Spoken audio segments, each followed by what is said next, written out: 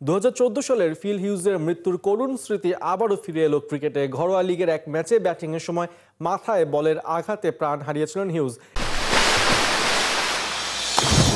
Live Limely with cute lemon soap. এবারও ঠিক একইভাবে প্রাণ হারালেন অস্ট্রেলিয়ার মেলবোর্নের মাত্র 17 বছর বয়সী তরুণ ক্রিকেটার বেন অস্টিন। মঙ্গলবার ফেনট্রি গালিতে এক লোকাল টি-20 টুর্নামেন্টের ম্যাচের আগে নেটে অনুশীলন করছিলেন তিনি।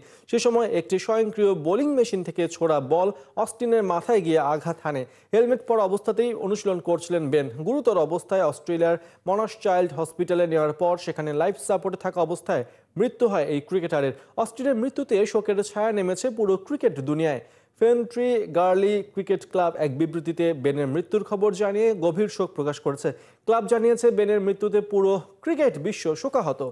রিংউড ও জেলা ক্রিকেট অ্যাসোসিয়েশনের সভাপতি আর্নি ওয়াল্টার্স বলেছেন, বেন ছিলেন স্থানীয় ক্রিকেটে অত্যন্ত প্রতিভাবান ও জনপ্রিয় একজন খেলোয়াড়।